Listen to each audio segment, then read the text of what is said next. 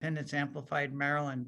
Oh, here we go with the recording. The recording is now happening, so be aware that anything you say can and will be used against you, because this program is going to be placed on YouTube for the millions and millions of watchers throughout the world to see and hear what you say. So no pressure, Ashley.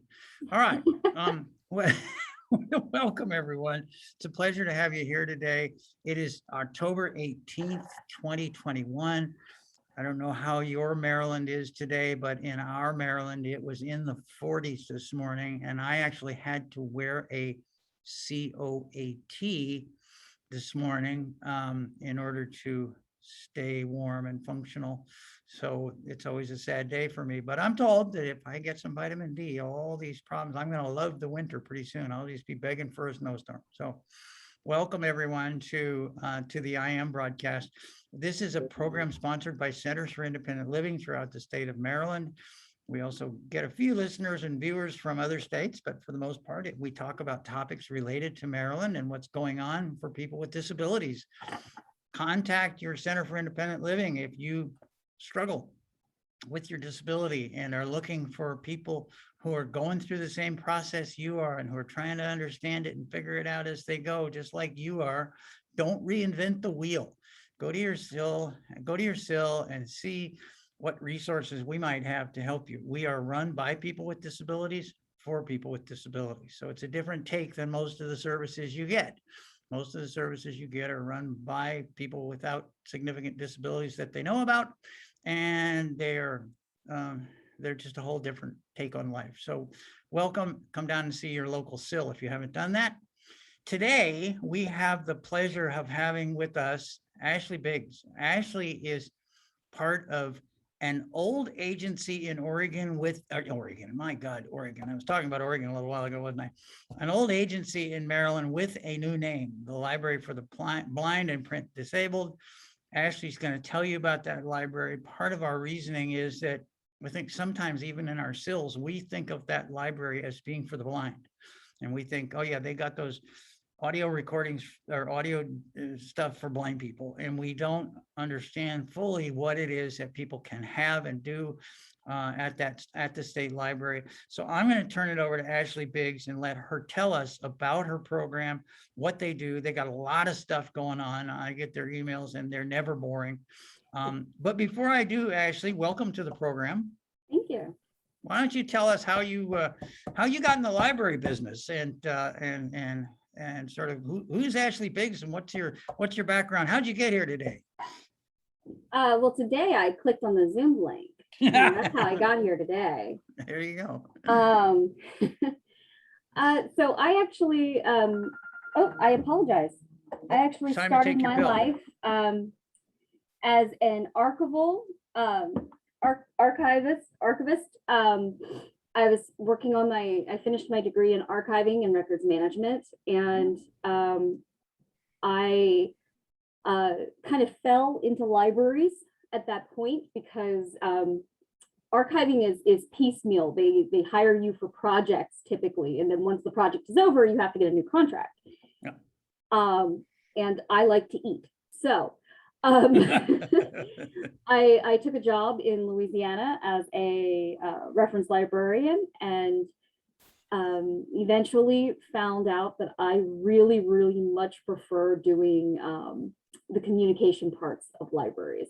So after about 10 years, I ended up here in Maryland. And since I'm originally from Delaware, it's not like it's a huge stretch of the imagination to live here, and kind of fell into this crowd with the Library for the Blind and Print Disabled, and it's been a very fun ride. I love it. Good.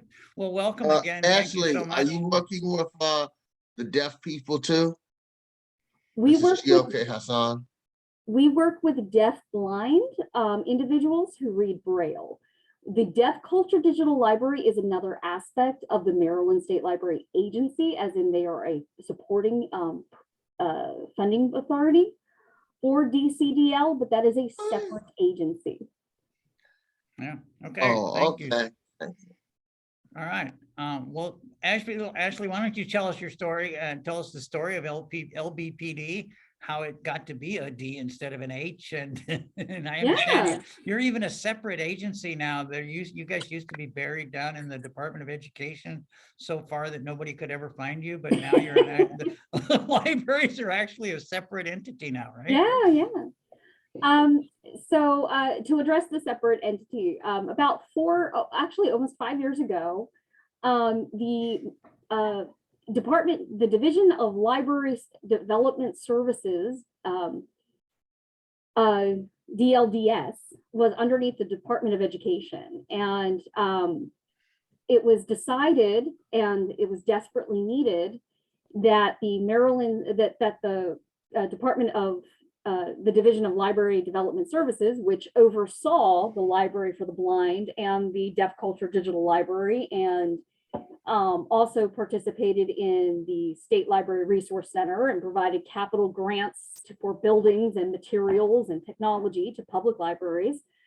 It was like, we do a lot and we need to have our own agency. So the Maryland State Library Agency was born. And the Maryland State Library for the Blind and Physically Handicapped, as it was known then, continued under the Maryland State Library Agency. Very recently, we changed our name in October of 2020, and we went from being the Library for the Blind and Physically Handicapped to the Library for the Blind and Print Disabled. The terminology print disabled actually better reflects everything that we do. Before, and I can tell you from personal experience, I would be at an event or program, and I would say, "Oh, I'm with Library for the Blind and Physically Handicapped," and people who would hear those terms, would automatically assume that our services didn't apply to them, because when we think of a physical handicap, we think of someone who is perhaps in a wheelchair or perhaps unable to move their arms. And we only think of blindness as just, for most people, they think of blindness of not being able to see any light or anything at all. And I had to go through the process of explaining that these terminologies, while older, encompass a lot more. So in 2020, the Marrakesh Treaty, 2019, the Marrakesh Treaty was passed. The Marrakesh Treaty is an international agreement that materials for those unable to access standard print, or the quote, print disabled, would be widely available across the world. And when America signed on to this treaty, the National Library Service for the Physically Handicapped was finally able to change its name, and it required congressional approval.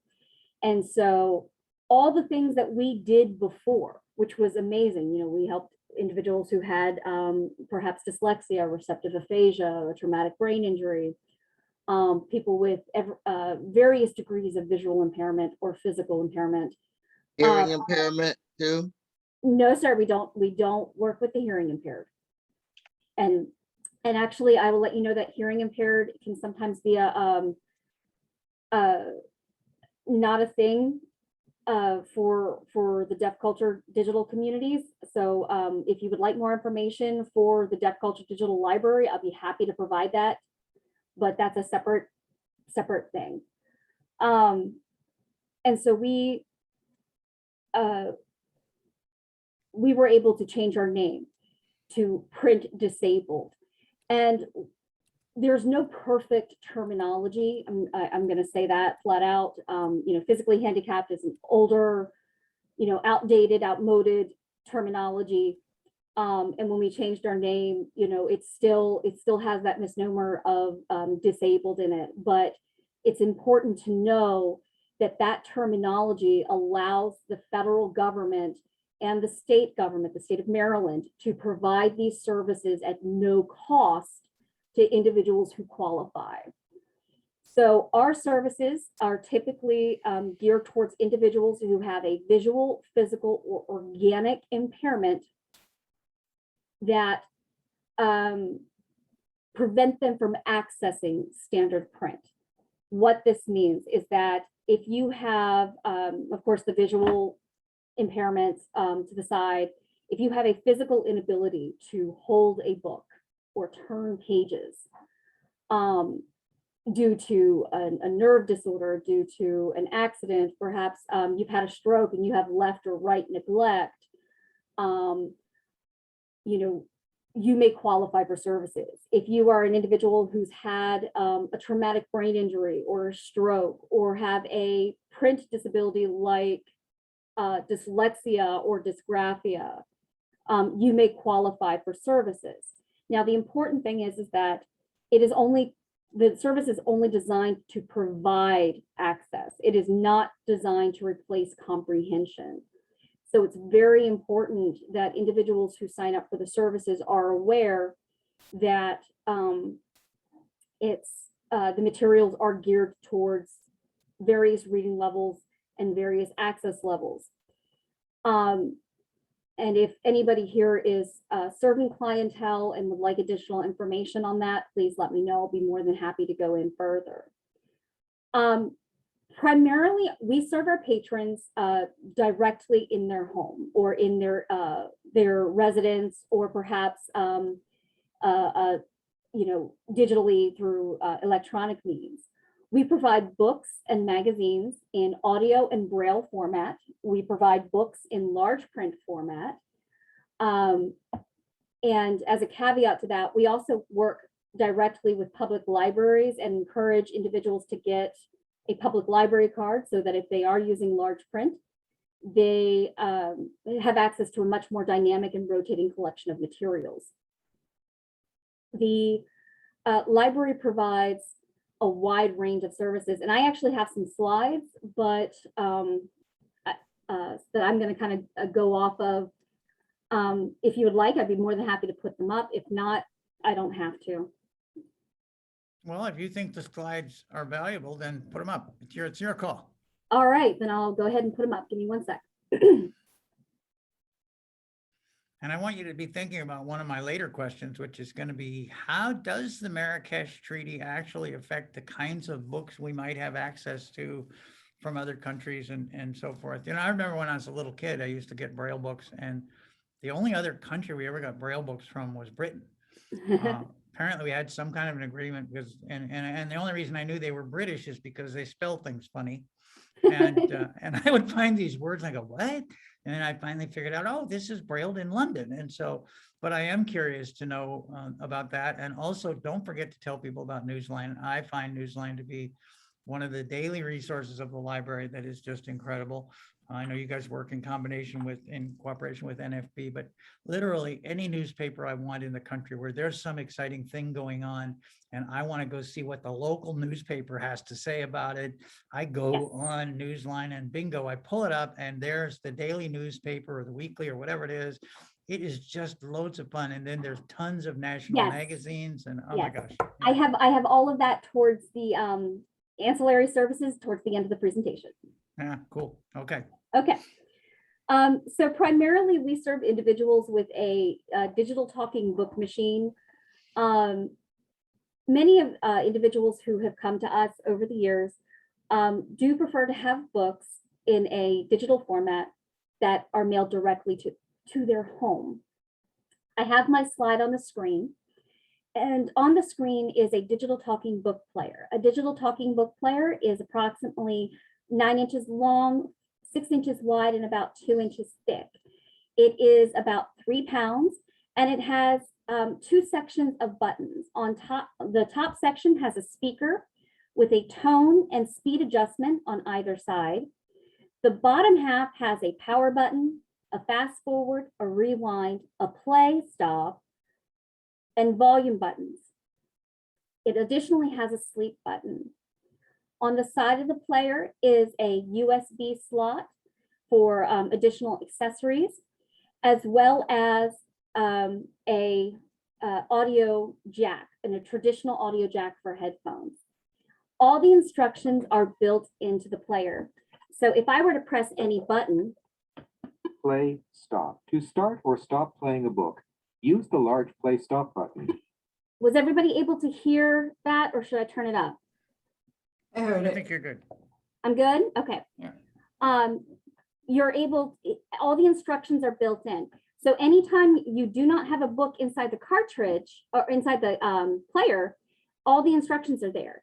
This makes it very, very easy to use for individuals who may have, again, a traumatic brain injury where they need to have repeated steps. So for instance, if I want to adjust the tone of a book, I'm going to press tone up. To raise the tone of the voice by one step, press the tone up button. There are 11 tone steps. Now, what's interesting is that all of our books and material are read by real human voice actors. They are professional voice actors who record the books. And the gentleman who did the narration for the digital talking book player instructions is a voice actor from Canada, which is why his voice probably sounds so soothing. And he says certain words with just a slight accent. And, you know, he's it's a nice comforting voice. The digital talking book player has a bevel at the very front. If you were to hold the player in your hands, you will feel a handle that can pull out, and above that handle is a bevel. That bevel is where you place a digital talking book. A digital talking book is a cartridge. It's basically a USB drive, like a flash drive that you would put into your computer, but with a special case. And the case is about 2.5 inches long, about 1.5 inches wide, and about 1/2 inch thick. It's beveled, and it only allows an individual to put the cartridge in one way into the player. This is designed so that if you are unable to see or have limited mobility, there's no way to accidentally put the book in wrong and jam the player. When you put in a book, you should hear a beep. I'm going to turn the volume up. Volume maximum. And put in the book. Whiskey Creek Series, Books 7 through 9 by Brenda Novak. DB8. Was everybody able to hear that? Whiskey Creek. Whiskey Creek, got it. Awesome. The thing is now, so it used to be that the library would send you one book on a cartridge. One book would go out on a cartridge. Now, in order to make sure that we are, one, meeting our demand, but two, also customizing the service as much as possible, we now put up to 20 books on a cartridge. So just like a traditional book in a library, a general public library, you would walk in and you would want the latest John Grisham. That John Grisham book was checked out, you would have to wait. With our services, that's how it used to be too. We would get, say, 20 copies of the John Grisham book, and we'd have to wait for people to return those. And for those who are not in the know about our services, mail can take some time. It's not our fault. It is the postal service, but mail can take some time. And so you could easily wait months for some of these new releases. Well, the National Library Service and LBPD here in Maryland now have it set up so that if Michael wanted a set of books, he has his request list, and he calls up and he says, "Hey, I want some books." We go, "Okay," and we pop one of these wonderful USB cartridges into a device, and it puts all 20 books that he wants on that one cartridge, and we mail it out. Now he has the latest John Grisham book, and if Cheryl, I'm going to pick on you because your name's right underneath Michael's. Cheryl calls up and says, "Hey, I want the latest John Grisham book." Well, she doesn't have to wait for Michael to return it. Again, we just pop it into a device. It That's lucky downloads for all her. of her books onto it, including the latest John Grisham, and out in the mail it goes. Additionally, on the screen, what you're going to see with the slide is a digital talking book mailing case. The mailing case is a piece of folded plastic that has bevels on top and snaps to open and close it. It goes through the US Postal Service, and it's actually the smallest box that they're willing to accept. And it is designed for individuals who have limited mobility. You can actually use a knife or a spoon to pop open the snaps. Additionally, the talking book only goes into the mailing case one way. There's a little a holding spot where it captures the cartridge, and you can't put it in backwards. This ensures that the materials are packed away safely. All the materials that we send come with a mailing card. The mailing card will have your address on the front, and when it's facing you, there will be a hole on the right upper corner. And when you turn it over, you will see a contrast change, and you will feel a hole in the upper left-hand corner. And you just reinsert that mailing card. We provide a whole host of accessories, including headphones. Now, they are not, Bluetooth, awesome, Beats by Dr. Dre headphones. They're simple over the ear headphones, and they're stamped with property of the US government on it. So, rock them out. But I will tell you, they are very comfy. For free headphones, they're pretty comfy. We also provide a breath switch, and I have to make sure that I say breath switch, because on recordings, sometimes things come back a little weird. A breath switch is a device that allows an individual who is a paraplegic or quadriplegic to access the device using sips and puffs through a special tube that plugs into where the USB slot goes. They can turn on the machine, they can fast forward, rewind, all those wonderful things. We also provide a remote. Now, the remote does a couple of things. First and foremost is it gives you extra buttons. The remote gives you the ability to skip by chapter, add a bookmark, learn about additional information about your book, things like that. But for an individual like myself who has some mobility concerns, the remote actually does something even better. It allows me to place my device on my table and be across the room on my bed and play my book and stop my book and adjust the sound up and down. Now, the remote doesn't turn the player on or off, and it won't necessarily take a cartridge out and put it back in. But because I have 20 books on a single cartridge, I can use my remote to skip around to the various books that I want. And it makes my life a little bit easier. The other thing that you can use the USB slot for is for downloading books to the device itself. And I'll get to that in a little bit. We do provide a physical Braille collection at the library. It is the largest outside of Washington, D.C., as far as we know. We do send books out in the mail in the physical Braille format, but as many of you know, physical Braille can be many volumes. I often use the book Joy of Cooking to demonstrate this purpose. The Joy of Cooking is in size 8 font, and it is very, very small print, and it's still well over 2,000 pages, front and back. It's thick. It's like a 6-pound book. I kid you not. Translated into Braille, it's over 30 volumes. That's insane. So over the last couple of years, the National Library Service has been working on developing electronic Braille. Electronic Braille has been around for a while, and so have Braille note takers. But they are at a price point that's just too expensive for most individuals. So the National Library Service has been working on providing a Braille e-reader. The slide that I've just switched to has 2 images. The first image is of hands reading traditional Braille, traditional raised Braille on paper. The second image is of the new it's a pilot project that's not available everywhere. Maryland Library is a pilot library of the digital e-reader for Braille. It is about 6 inches long, about 4 inches wide, and about 1.5 inches deep. It does have 20 cells on it. So it's very small and compact. It has your traditional space and enter, as well as cells 1 through 6 typing.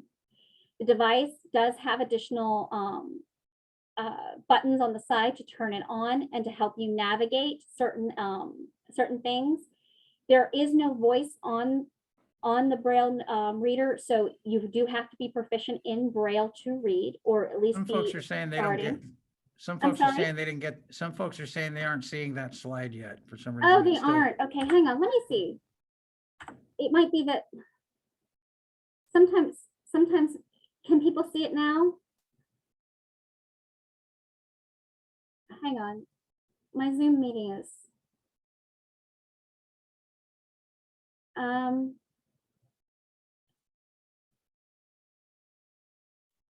Anybody seeing the Braille reader slide? No, Not- I haven't I'm not seen seeing it. I actually can't see. I'm not the seeing Zoom screen. anything either. No, I'm not I seeing can't see nothing either, Mike. Me neither. I can't see anything.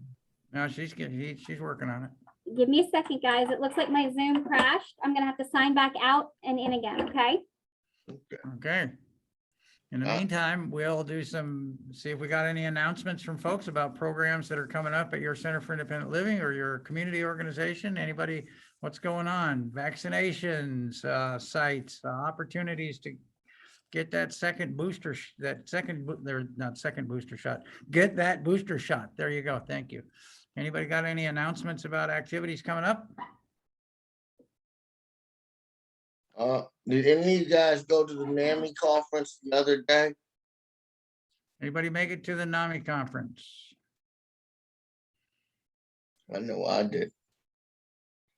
Oh, Katie Hi. says that they're hiring at ARI. Yes, So we have a couple position openings. So I put the link in the chat box. And if you know anyone who'd be interested, all the details are on our website.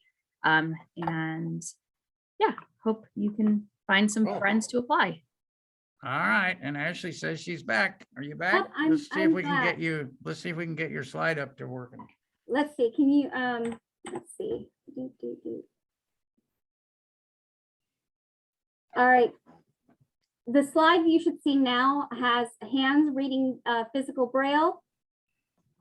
Anybody see it? Yes. Okay, yep, somebody says Okay, yes. I think great. you're good, Ashley. Awesome. I don't know why Zoom crashed on me, but I had problems with it the other day too. So it's probably time to uninstall and reinstall. There's actually a really great television show called The IT Crowd. It's British. And the first thing that any IT guy gets asks the people, did you try turning it off and turning it back on again? And that's how I feel about Zoom. Yeah, All right. So the digital e-braille machine, as I just was describing it, is very small and compact. It does not have any audio on it. So you do need to have some awareness of Braille. So if you're a beginning Braille reader, you know, it's a good opportunity to learn, but it's also one of those things where because you are accessing our digital Braille collection through that device, you probably want to be a little bit more proficient. it's I will tricky. say it's a lot of fun. And it is, once you get the hang of it, very easy to use. It's built by Humanware, so it's very lightweight. And there's, but it's not, but it doesn't have a lot of those extra features. You're not going to be able to take notes on it. You're not going to be able to, hook it up to the computer and use it as a keyboard. It's literally just a reader.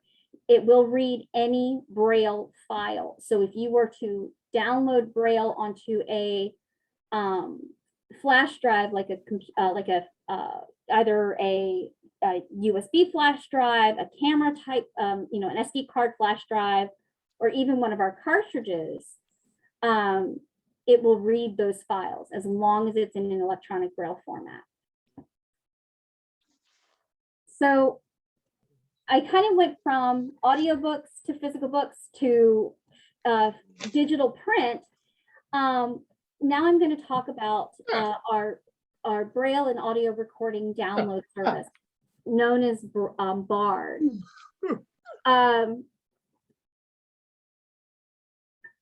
I do see questions, and I will come back to those as quickly as I can, okay? On the screen, you will see a hand holding an iPhone 5. And you will see a screen on that iPhone 5 that looks very similar to a digital talking book player. It has a green play stop button. It has fast forward and rewind. It has the ability to adjust speed and tone, sleep, add a bookmark. And it has the ability to let you navigate books that you currently have downloaded, or if you would like to get more books, you can do that. The cool thing is that through Bard, you have access to over 110,000 books in e-braille and audio. And I think it's actually closer to 120,000 now. You also have the ability to access your magazines in e-braille and audio. There are some magazines that are only coming out in braille. There are some magazines that are only coming out in audio. And rather than waiting on the mail for them to reach you, you can actually download and listen or read them right away. Unlike books that we send you in the physical mail, there are no due dates when you use the Bard mobile service. This means that you can hang on to a series of books for as long as you like. I know when Game of Thrones was super popular, people would want all the books that were available, and they would want it on one cartridge that they could hang on to. And unfortunately, you had to mail a cartridge back. You couldn't keep it. Well, we would go onto Bard and download the books to your smartphone or to your iPad, and you can have them there for as long as you like them. Another neat feature is that the Bard Mobile has an additional website. The website allows you to go online and download those ebooks, those e-braille and those e-audiobooks, put them on a flash drive and use them with the devices that we provide. That would be the digital talking book player and the e-reader. And it would work very much by plugging, very much like you would plug something into a computer. There's a USB slot and you put it in. And when you do, you can hang on to those books for a long period without having to worry about returning them. And you still get to use your nice big player. An organizational tip, I'm a huge romance reader, right? So I love romance series, and I have particular authors that I'm all about. I actually have separate flash drives for each author. And sometimes or sometimes it's just by series. So for instance, I love the Desperate Duchess series by Eloisa James, but she also writes this other series, and it's okay. Each one has their own flash drive for me. That way I can hang on to it and I can go back and re-listen to some books before the next, just as the next book comes out. That way I'm not like having to like rush around and try to find and remember those books. Either way you choose to do it, either through the website or through the mobile app, you have the ability to track your recently read books as well as create a wish list. So maybe there's a book that you want to read, but you don't want to read it right now. You put it on your wish list. Maybe you want to go back and reread a book that you had taken off your device or erased from the flash drive. Just go back to your recently read and re-download it. And it's really helpful, especially if you can't remember the title of the book. All right, okay, so additional services that the library provides. One of them is Bookshare.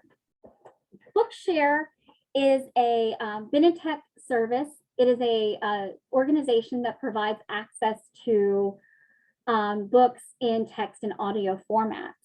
Very much like the library, it is something that you can download to a device, or it's something that you can put on a flash drive for use on your player. The difference is that there is no human voice. All of these books are being scanned and read by a synthetic voice. There's nothing wrong with synthetic voices. It allows Bookshare to get those bestsellers out to you much faster than we can, because they can just scan the text and it's off it goes. one of the benefits of adding Bookshare into your library services is that they also have obscure books that the National Library Service may not have. So for instance, it's getting close to Halloween, and there are some books about local mythology that Maryland, that the library in Maryland don't have because they're, say, New York, or perhaps they are small press and they weren't published mainstream to be recorded, or they're about Maryland and they haven't made it to us yet to be recorded, because we do record books about Maryland, and it's there on Bookshare. So I can go and I can download that, listen to that, and then, enjoy it without having to wait for the library to convert it for me. Very much like Bard, you can create a wish list and track your recent downloads, and there's no due date, which is really, really nice. The next thing that we offer all of our patrons is Newsline. Newsline is a partner service with the National Federation for the Blind that provides access to both national and international newspapers. It provides access to local news and entertainment, magazines and periodicals that the library may not have. It is available to individuals either over the phone, through a special app you can put on your device, as well as on the computer. Using a synthetic voice, you are able to access the material quickly and easily. We have found that individuals who get magazines from us on a cartridge also like to go onto Newsline and listen to other magazines that the National Library Service doesn't have. The other thing that makes Newsline an advantage is that because, again, they're using a synthetic voice, they're able to get those magazines out to you much faster. When it comes to magazines from the library in audio format, it's being read by a human. We have to get the magazine, we record it on the date that it's released to the public, and we upload it. And that, there might be a week or so delay. If that is a weekly magazine, you're a week behind, isn't that awful? With Newsline, it's released to the public, let's say today, and it's available today or tomorrow from Newsline. The same thing goes for international newspapers and regional newspapers outside this immediate area. If you are, say, someone who, like me, I have lived all over this country. And I like to keep up with events in Mississippi. I can use Newsline to listen to the Clarion Ledger, which we always used to call the Crying Liar, but the Clarion Ledger, and down in Mississippi. And I can also listen to the Times-Picayune down in New Orleans, where I also used to live. I can listen to the material in Delaware as well. So I'm not limited geographically, and those newspapers are not available through the library. There's also some regional magazines that are just not available through the library. The other really cool thing is that Newsline can do is you can call up and you can listen to, and Jerry Price, our assistive technology librarian, does this. You can find out what events are happening at the library. You can find out local events and entertainment. And it also lets you know what's going on with the weather. There are emergency weather alerts available. Something that's really, really neat and kind of a hidden gem of our library is the Maryland Accessible Textbook Program. The textbook program is designed for 2 to 4 year college students who are attending a Maryland school. So if you are in Maryland attending a 2 to 4 year college, and you have a visual or physical inability to access your printed material for school, we might be able to help. What they do is they work in conjunction with your DSS office, the Department of Specialized Services in your college office, and they help to find out what classes you need assistance with, what materials you need assistance with, And the library then goes and tells the student, purchase a copy of your book, and we will provide you with an accessible copy.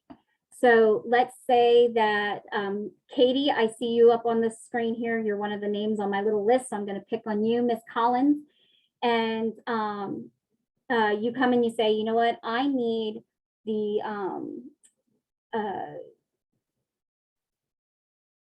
oh, Fufu Magoo. I had it right in my head and it left. Law and Order, the times of Trials and Tribulations book that you need for class, for your English lit class. And it's not available through the library in an audio format. It's not available through your DSS office. We would say, hey, go purchase a copy of your book. We will either go find it for you in an accessible format, like it's typically an MP3 or MP3 enabled PDF, or we will take the time and convert the book for you. We will get the book from you, cut it up and scan it and convert it. And then what we do is we give it back to you in an MP3, an accessible PDF, or sometimes just very large print through a Word document. The books have to be purchased by the student because that's how we are able to do what we do with copyright without getting into trouble. Another hidden gem of our library is the technology user group. This is a group that meets once a month. Right now it's via teleconference, and it is run by the amazing Jerry Price. For those of you who don't know anything about Jerry, Jerry is our assistive technology librarian, and he works with individuals one-on-one to learn about various pieces of technology that can help make the world just a little bit easier to navigate. I'm severely dyslexic, and he has shown me some really cool apps that I did not know that were there that let me actually get my papers and read them without, being frustrated. So he is the guy to know if you have technology questions. It meets once a month. His technology user group meets once a month over the teleconference, and every month is a particular topic. So it's one topic each month. At the end of the discussion, whether it be someone who's been invited in, it's Jerry himself talking, perhaps it's another member of the group presenting, there's an opportunity for Skillshare. And it might be, hey, by the way, before we go, I just got the iPhone 11, and it's, I found that because there's no home button, I'm not able to swipe the screen up to unlock the phone. What can I do? And individuals can work with each other as well with Jerry to learn how to use that device.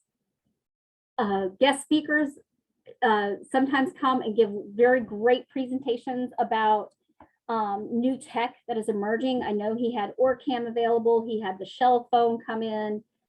And sometimes it's something very low tech. Sometimes it's something very high tech. But he likes to make sure that everybody has an option there.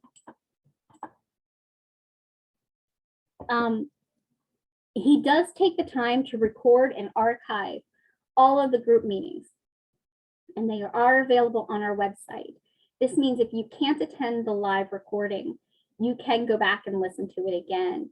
And it gives you the ability also, if there's something that you're struggling with, or there's something that you're considering purchasing, you can download and save that audio file and listen to it as many times as you need. So that was a big chunk. We've got more to cover. And I do see the chat filling up. Don't worry, I'm going to get to questions and stuff in the chat. Just a couple more quick points, and we'll be ready to kind of move on. First and foremost, the library does provide programs and events, typically at no charge to our patrons and their families. We partner with the University of Maryland Extension Office to provide a teleconference series. This is our second year doing that. And once a month, they come in and they give us a chat, and they talk about typically healthy living. And what they do is they take information that would otherwise be inaccessible to our patrons because perhaps it's on a website that's not accessible or 508 compliant, or perhaps it's an old handout that just, has been copied upon copied upon copied. They take it and they put it into an audio format and they answer your questions. So one of our biggest programs was about diabetes and how it affects your overall health. And so they came and they talked about nutrition and how that can help with diabetes. We also, when COVID is no longer a thing, we'll go back to it, but we provide tactile tours. We partner with other organizations. We partnered with the Baltimore Ravens and the Goddard Space Center to do a tactile tour. And this is a tour that's kind of above and beyond traditional means. So when you go to a tour on a museum,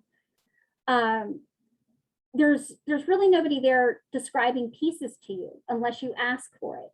They have a little plaque up on the wall, or if you go to the Ravens stadium and you do the walking tour, there's nobody there to explain what's on the wall. There's nobody there to explain the materials that are available to be seen. These guided tours also have tactile elements. So not only are they describing everything, but they're also giving individuals an ability to feel what they're talking about, which is a really unique experience. We actually had set up a couple for 2020, one of which was at the Guinness Brewery, because it was springtime and I thought that would be fun. We had another one set up for the African American History Museum in Baltimore, and a couple other places. But unfortunately, because of COVID, you mean the Great Blacks and Wax Museum? No, actually, it was a different museum.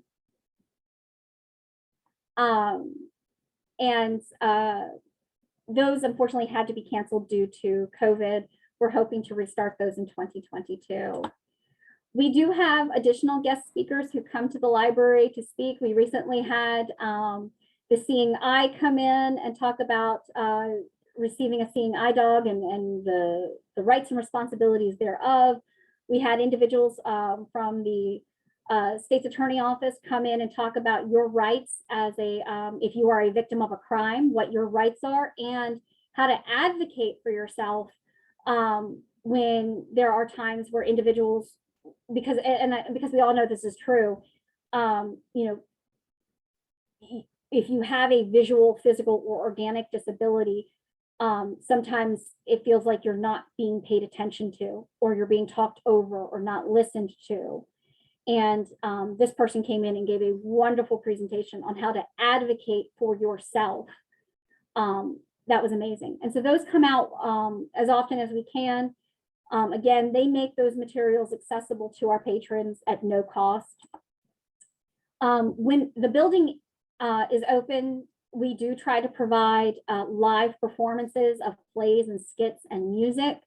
We'll have, say, the Peabody come in and do a performance. You may not be able to touch their musical pieces, but you'll get to actually hear them and talk to them about it. When we have plays and skits, we often have them bring materials and props that we can do a tactile tour around. And it's very fun and interesting, and everything gets audio described. Most of our programs are not recorded, but some are. So there might be an occasion, for instance, if we have the National Weather Service come in again and do a disaster preparedness program, we might record that and make that available upon request. But typically we don't record our programs. We feel like it's better to come and be part of the live experience that way. Okay, We do so the same- Ashley, Yes.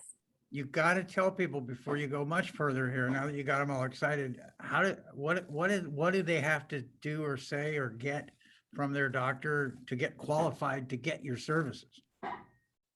Okay, I'm coming up on that. Okay, all right. We also offer youth programs, which include summer reading challenges, winter challenges, guest speakers, again, live performances. We also provide tactile games and events for children. Of course, we have to wait until COVID is no longer a thing to go back to that. Sorry.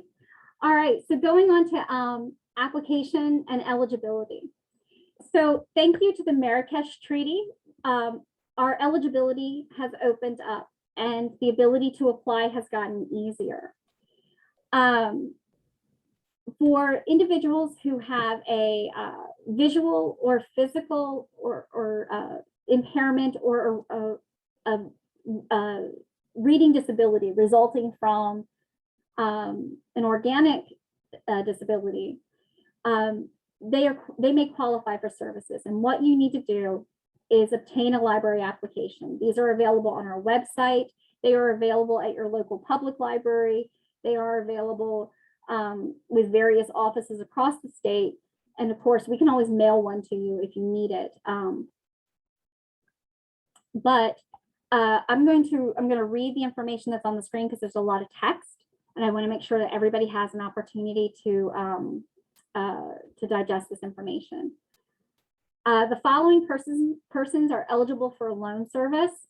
Those people whose visual acuity as determined by a competent authority is 20/200 or less in the better eye with correcting lenses, or whose widest diameter of visual field subtends an angular distance of no greater than 20 degrees.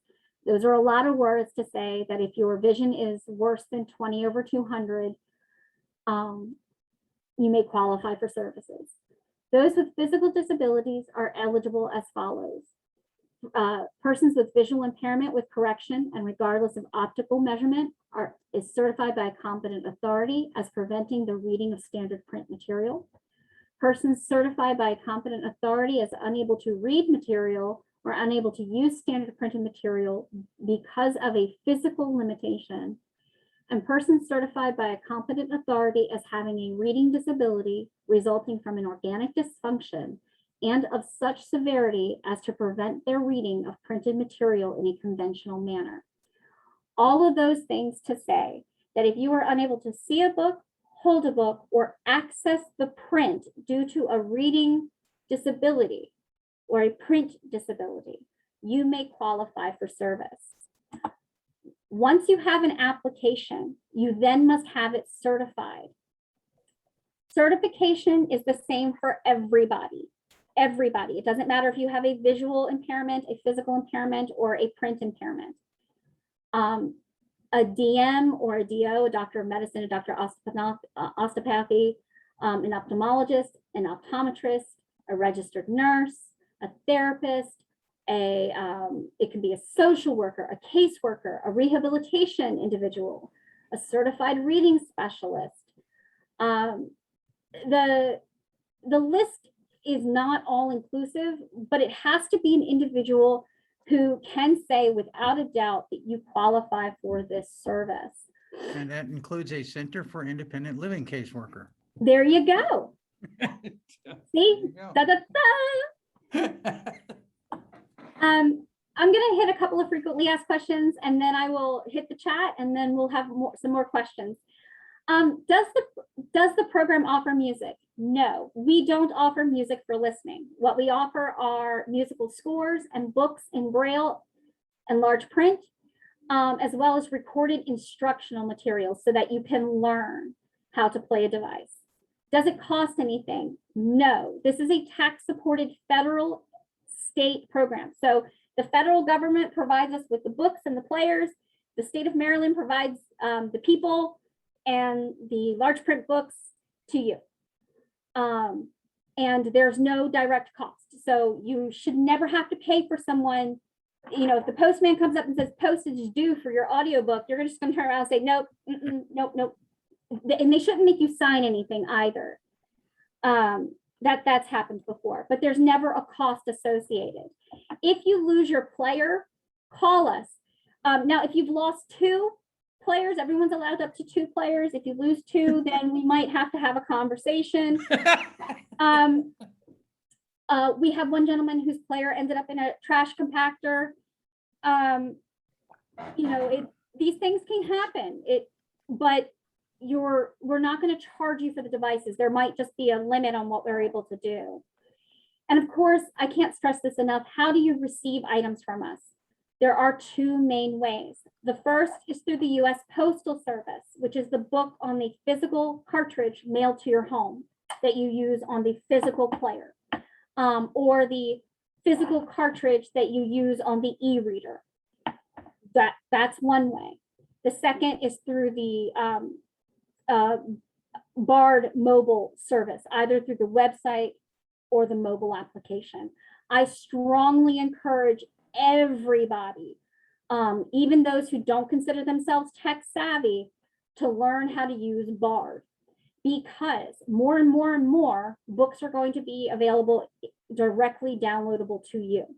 We'll still continue to put them on a cartridge and mail them to you. But if you go to if you go on vacation, and let's say that you decide you want to go party it up at Mardi Gras with me next year, you know, do you really want to lug around a 3-pound player in your backpack? You really don't. Also, you don't want to miss any books that get mailed to you. So do try, if you are new to the service, please take time to learn how to use BARD. I have my contact screen up, but I will also share that information in the chat, and Michael can make sure everybody gets it as well. I see some questions in the chat, and I just want to kind of go and touch on those real quick. Katie said that the IT Crowd is one of her favorite shows. Yay, Katie! I think I've watched it like 12 times. It's great. Miss Gray asked, is it the Orba Reader? Do you have a book on it, or do you have to request a book? Okay, so for the Braille reader, we send you it's a human-wear Braille reader. It looks a lot like the extra cheap note taker that they have. It feels like that, but it's specifically designed by the National Library Service to streamline. It is Wi-Fi accessible, which means that you can go online and download the books yourself. If you don't have access to Wi-Fi, we can send you the books on a cartridge that you then use a cable to plug one end of the cartridge to the e-reader and download those books to the e-reader itself. But it's still, this program is still in some kind of a testing phase, right? In other words, still in a testing phase. Yep. Okay. So it's not, 100% like perfectly hammered out device. And they are in other parts of the country, they've tested other devices.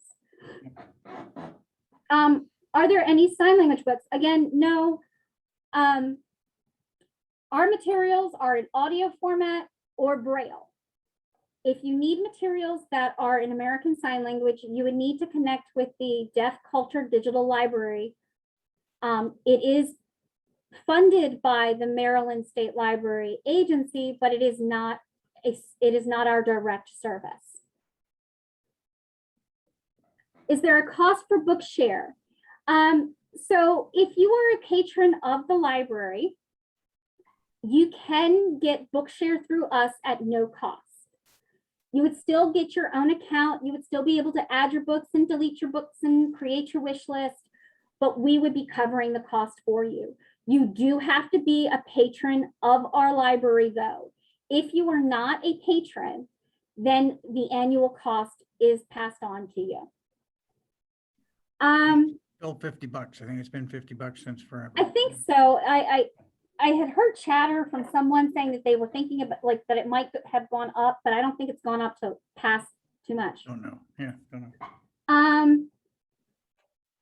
I have from Bridges Help Desk. I'm an existing BARD. And I'm unsure how to get Bookshare. It used to cost money, so I canceled my account. Can you explain how patrons set this up? Okay. So again, to use Bookshare, what you're going to do is first you're going to contact us at the library. You can either do that over the phone or through email, and we are going to email you the information that you need.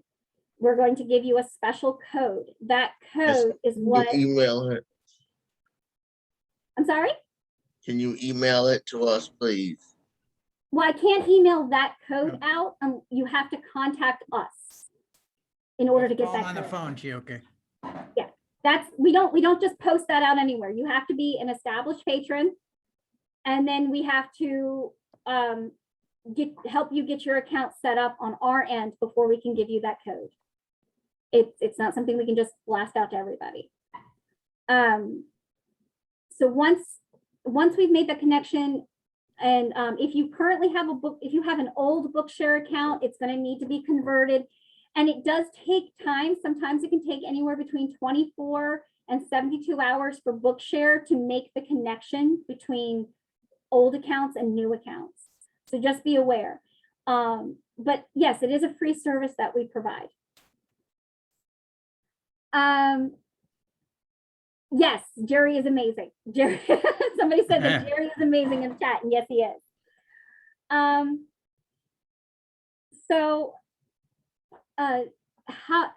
That's pretty much the entire presentation kind of wrapped up. Again, there's no way for me to go through everything that we offer in a 30 to 45 minute span. It's just not possible.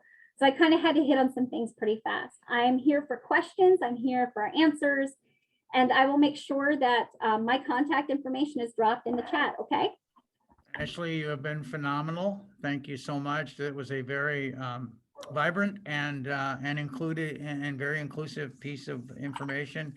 Not sure that most of us as SILs actually knew a lot of the stuff that you're saying. I also think that we probably don't tell people that they can certify patrons for the library, and it's something that we have to remember to do, especially as many people as we get who are older, and very often they can't see very good anymore.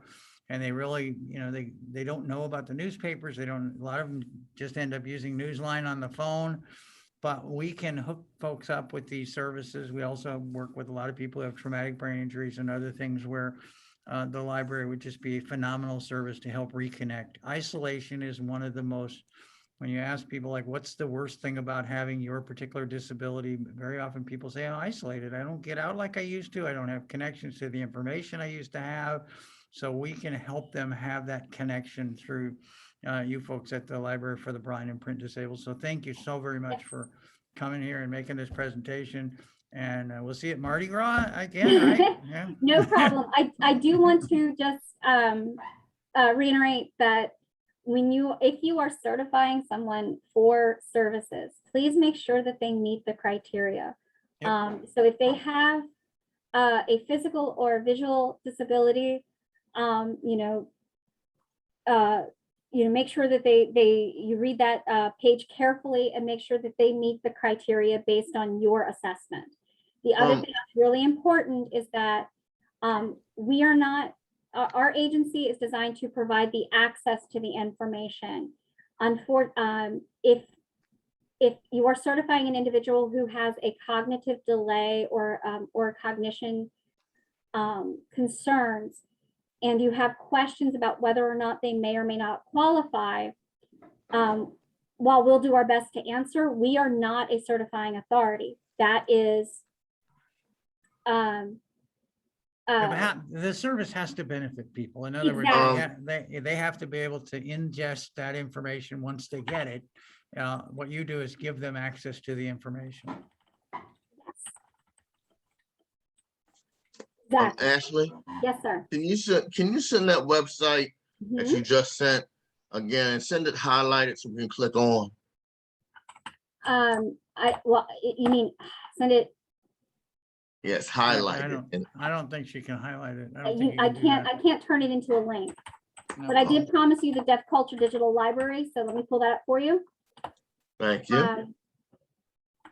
Do we have That's any it. other questions from the group out there that you've been waiting for? Thanks everybody for being patient. There was a lot of information here.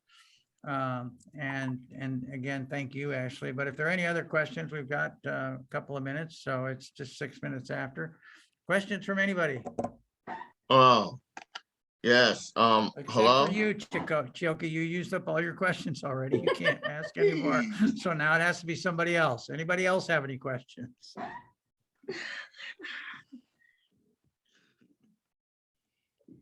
All right, I guess not. Chioka, you got one more? Yeah, I do. Hey, All right. anybody going to the what's the thing? The Disability Expo on 23rd? I think there are lots of people going to that one. I don't It's in know. College Park. Yeah, Yeah, it is indeed. I know I'm not going.